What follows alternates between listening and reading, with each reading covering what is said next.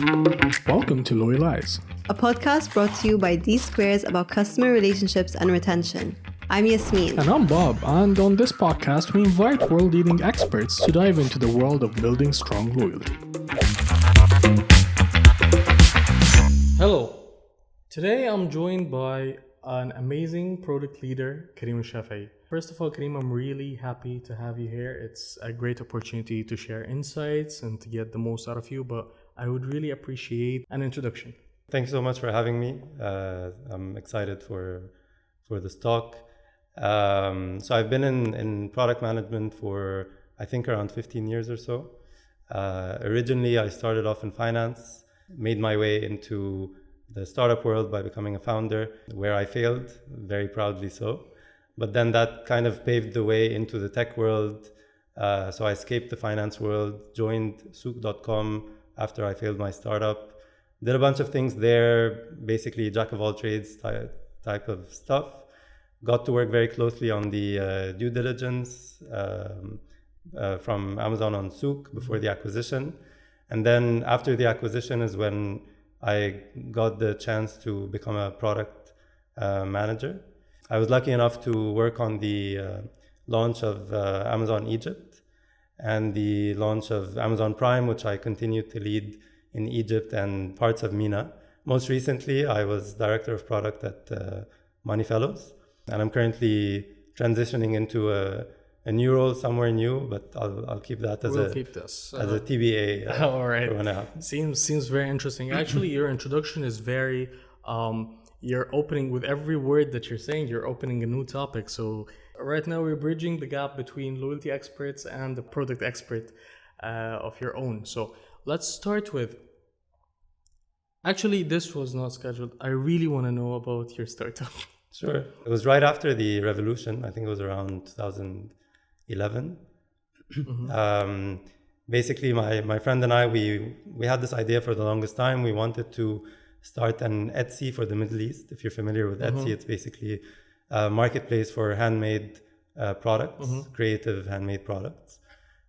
So we wanted to launch a similar sort of business for the MENA region. We felt, there was a big untapped opportunity there. So we both quit kind of the corporate world. We joined Flat Six Labs in one of the very first cycles. And this is where we launched Cirki, our startup at the time. We ran Cirki for almost 2 years until we decided, it was kind of game over for what we were trying to do at the time. I mean, looking back, I think it was a great experience for the both of us because, founding a startup, you get to do everything yourself. So you're doing operations, you're doing sales, you're doing finance, you're doing, technology, you're doing pretty much everything. So this for me was a great sort of opportunity for me to really discover my broad skill set. But, it came with its challenges. It was right after the revolution, wasn't the best time for the economy. There was a big gap at the time between seed funding and VCs, which, investors were trying to fill with angel investors. But again, at the time, it was very early days in Egypt. Angel investors were very risk averse. Of course. So we just couldn't find really the right match between what we were trying to do and what investors were looking for. We went after a small niche we hadn't properly validated at the time. We were also going after a wide range of selection. So we were offering furniture, we were offering accessories. So one day we would sell a huge bookcase and we had no idea how to ship it. I remember actually carrying stuff on top of my car and trying to figure out how to wrap it in a way so it doesn't fall off. And then the next day we would sell a tiny Dreamcatcher earring that probably lost us more than we gained on that transaction. I think we found a niche, and a very interesting niche, but I don't think we operationalized the business very well. Our go-to-market strategy just wasn't on point. So you just had an idea.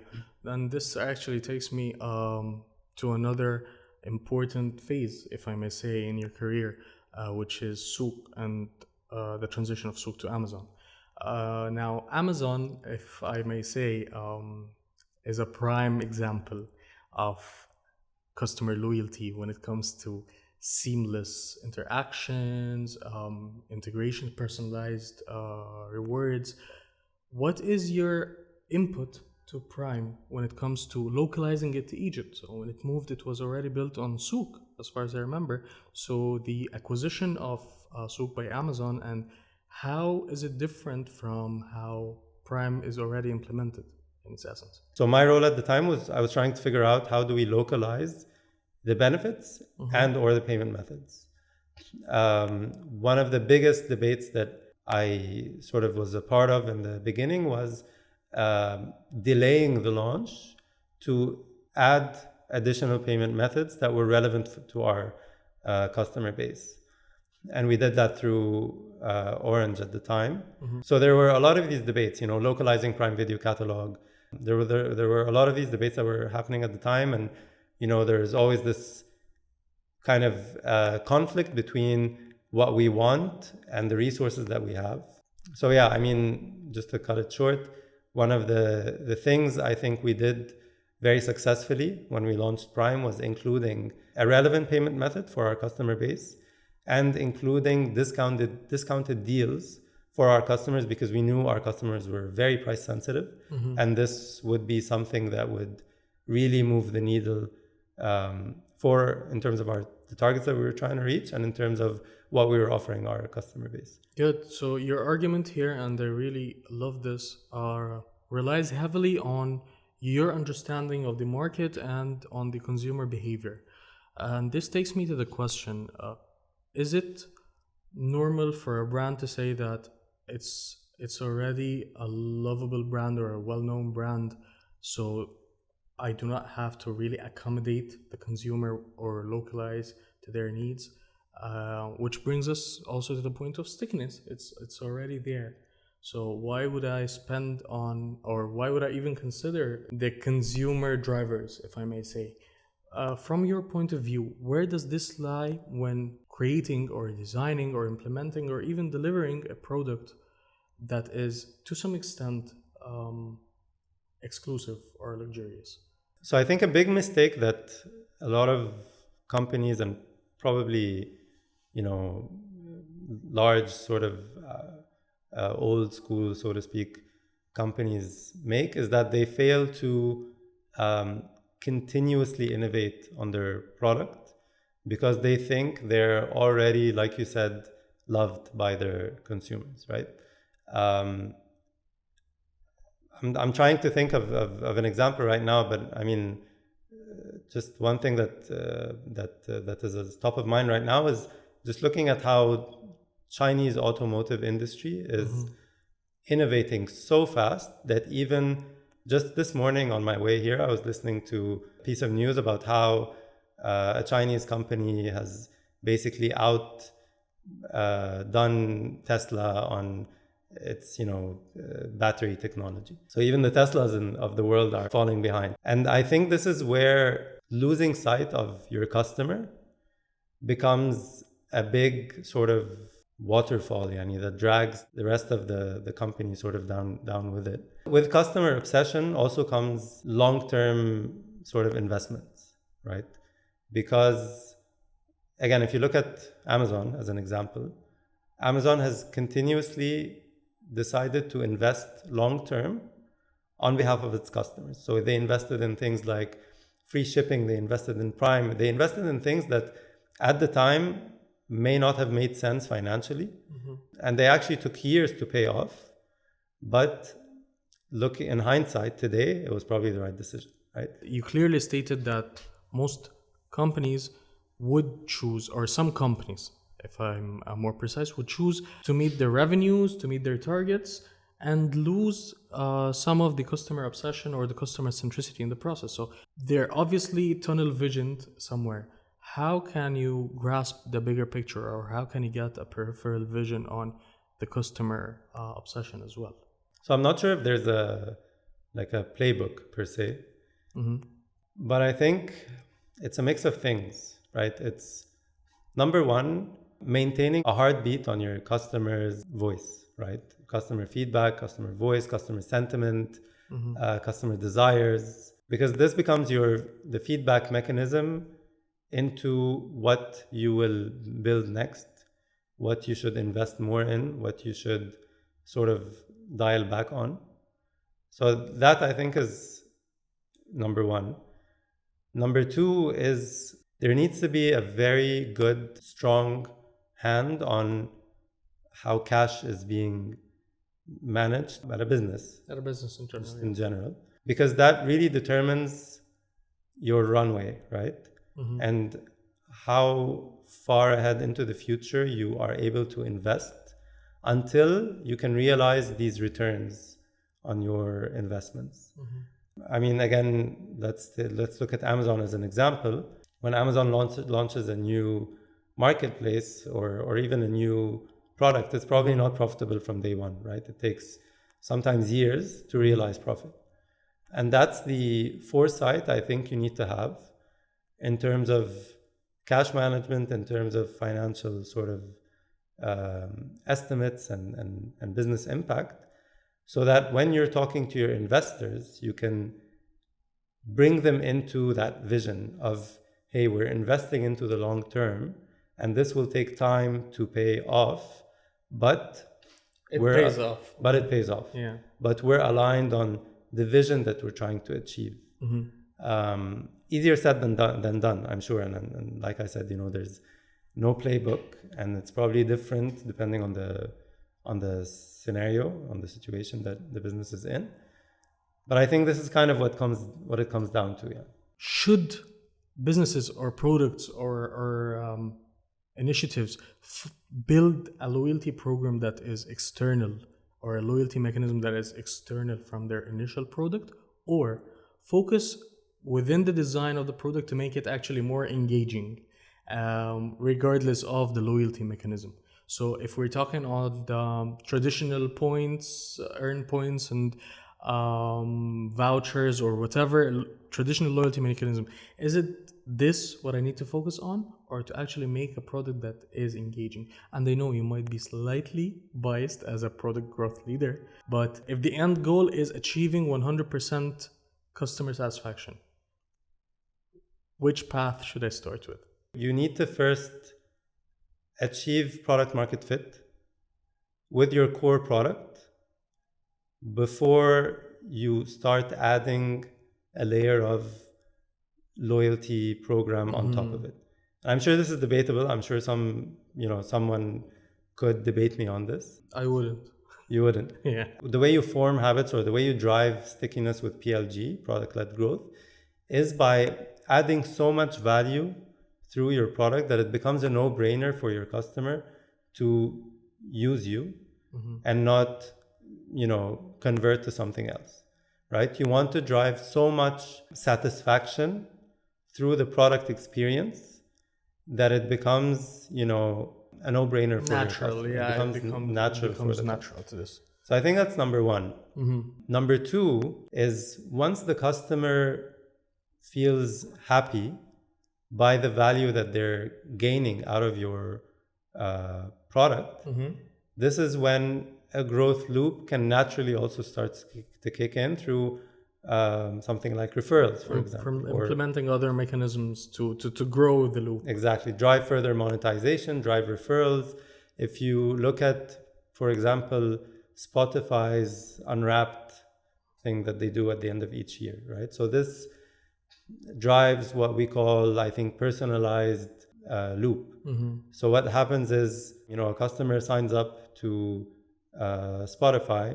They engage them through various personalization, features on the app, discover weekly new playlists, blah, blah, blah. At the end of the year, they give the customer this really cool insight on their listening history throughout that year. That customer is then compelled to share that with the world because, oh, look, this is really cool. Oh, look, this is funny.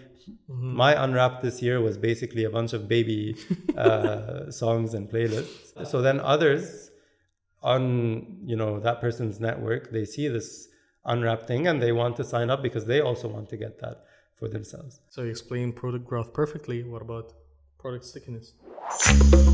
Let's keep the conversation going. You can now join our community on LinkedIn for more exclusive content, insights, and discussions. Simply search for Loyalize on LinkedIn.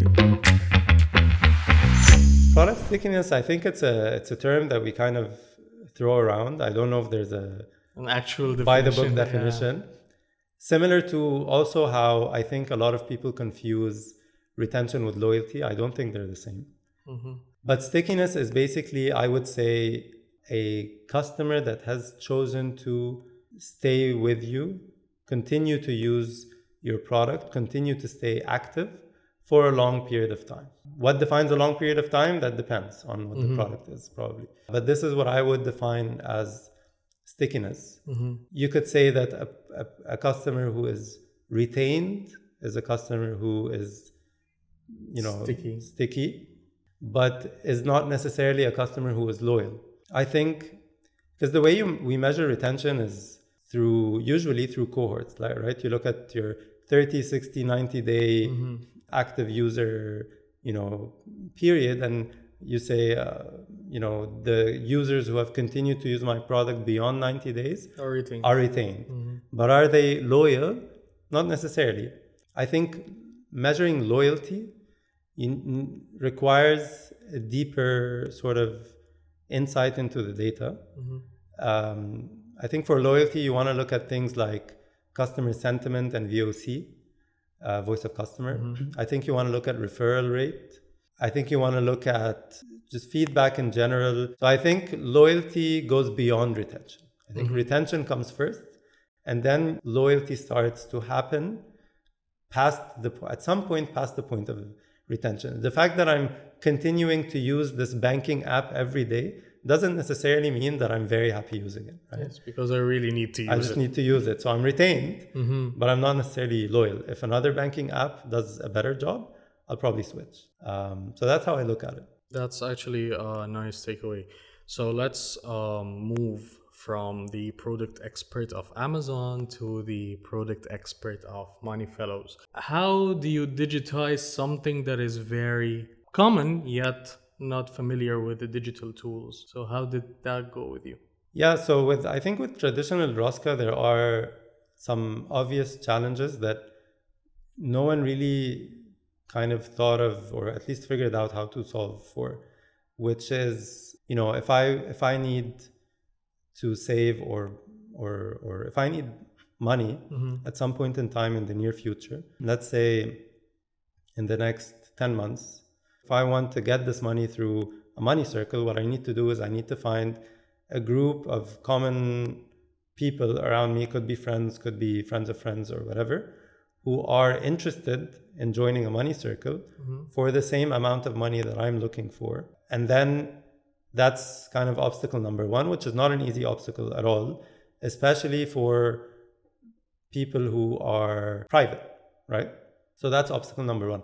Obstacle number two is the logistics behind, running it and exchanging money every month, and what happens when one person is late and, one person drops out, like all these sort of operational challenges. So I think Money Fellows has done a really good job in solving for these challenges in a digital way where you have sort of a trusted business that takes care of all these challenges for you. You'll see a mix of customers who are saving up for their kids' tuition. You'll see customers who are tight on cash and they need to undergo some medical procedure. So there are a lot of these, critical scenarios that customers need money for. And this is essentially what Money Fellows is solving for. And this is what builds the trust and stickiness, I think, that Money Fellows today has achieved with its user base. What is, from your perspective, the difference in the approaches taken in products pre-PMF and post-PMF? PMF being product market fit. You're trying to figure out what customers want, right? And you're trying to figure out not only what they want, but how am I going to deliver it for them? So in the pre-PMF stage, there's typically a lot of iteration, experimentation, trying out new things and shutting them down and trying out different approaches and speaking a lot to your customers. And typically that happens on a small, relatively small scale, right? You want to focus on a segment, a specific segment, a very targeted segment. So this is the approach for pre-PMF. Post-PMF, you're typically trying to do one of two things or both. You're trying to grow into new segments. Mm-hmm. And with that, sometimes brings other PMF challenges with it, because you start learning new things about your customers that you hadn't, discovered before. So you're trying to venture into new segments, or you're trying to build on top of what's already working, right? So you have your core product and you're trying to build more on top of it, either scale it or build more features to it, or revamp it, or revamp it totally. Mm-hmm. I think that's the distinction between pre and post PMF when it comes to building products. When I'm talking about a customer retention or a product user retention, if I may put it in these terms, how much percent or how much weight is on the product features versus the user experience? I would look at it as a roadmap. The first milestone would be meeting the minimum value that you need to provide to your customer. Mm-hmm. I think before, or at least in parallel to adding more features that further complicate your product, this then is the right sort of stage in the roadmap to work on UX, to work on user experience. Mm-hmm. Because there's a very I think there's a tipping point where you're trying to build so much value in your product, but you're ignoring UX to the point where the product becomes overly complicated that it just shuns away your customer. Mm-hmm. So there is that point where I think you need to realize where the right point is, where you should stop building additional features, work on UX, and then continue building more features again. Based on, or maybe even don't build more, just innovate with what you have. But yeah, I think this is how I would look at it. If you want to kind of order them in terms of importance, probably features would come first because the app needs to work, and then UX would be a very, very fast follow. Something that really pops up, which is the engagement tactics or engagement schemes. So one of the things that in terms of loyalty that we really look after is how to create a habit. And I don't think there is a better example when it comes to creating habits for using a product than Duolingo.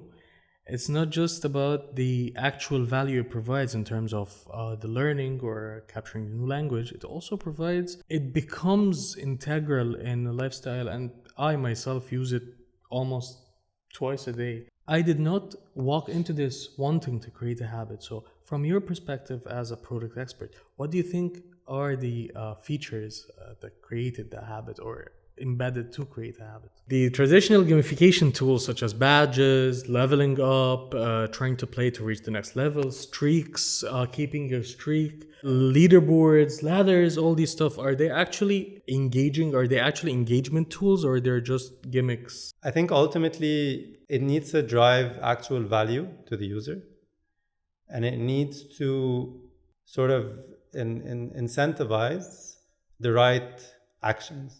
Right?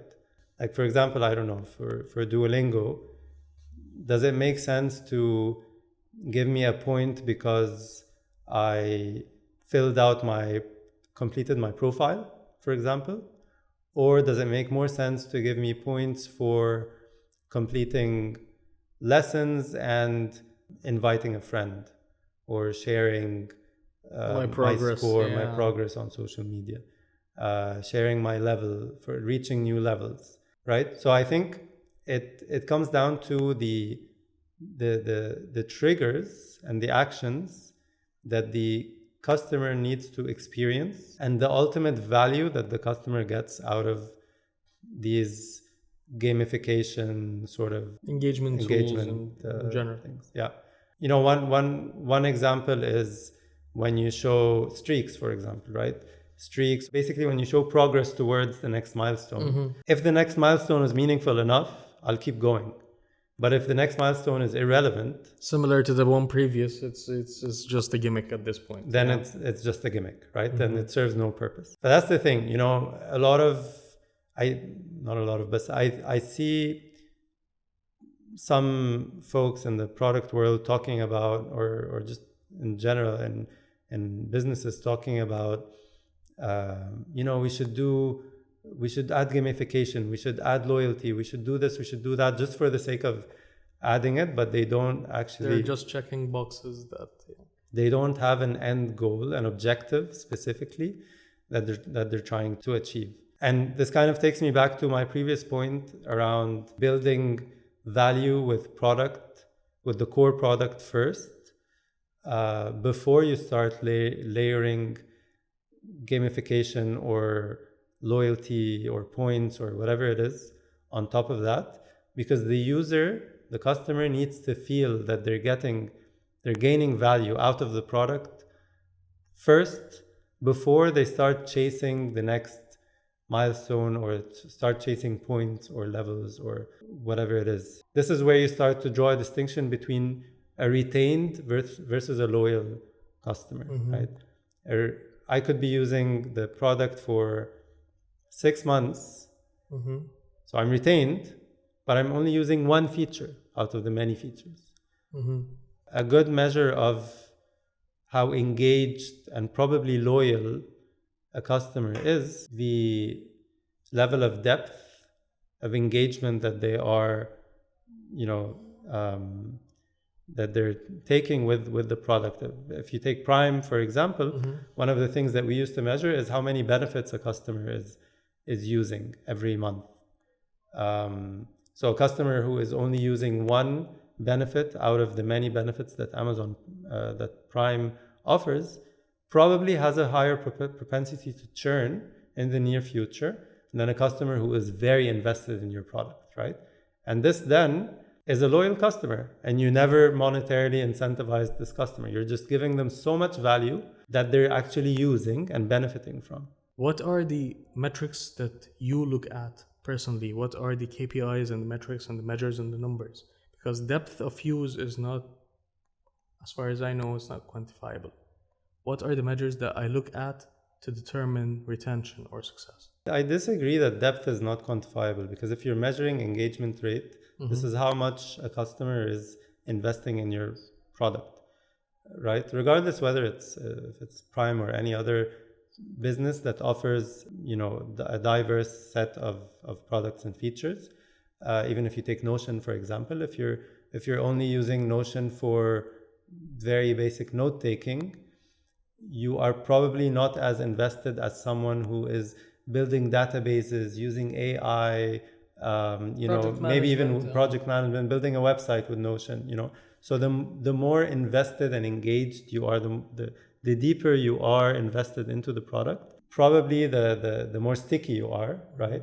And probably the more loyal you are, probably you have a lower propensity to leave or to switch to something else, because you're so invested in that product and all of its features, right? And that's why I think when it comes to growth, we're always looking at monthly active users, weekly active users, daily active users. But that, again, alone is not a good measure of growth, because a monthly active user could be someone who is just coming in, opening the app or whatever, doing one thing and leaving. But they're not necessarily fully invested in your product, and they're not necessarily fully engaged in the product that you're offering. So along with monthly active users, you should also look at other things. We should look at retention rates in different cohorts. You should look at engagement rate. You should look at things like ARPU, for example, in different cohorts. I think you should always segment your customers, right? Don't look at customers as a big subset of as a big sort of population of users, and that's it. You should always segment users into different segments depending on what the business is, and look at each segment differently when you're deep diving problems or challenges or trying to look at unlock new areas of growth. Breaking down customers into segments is post PMF is probably one of the best ways you can unlock new opportunities for your customer base. Thank you a lot, Kareem. I really appreciate it. Sure, thank you so much. It was a pleasure.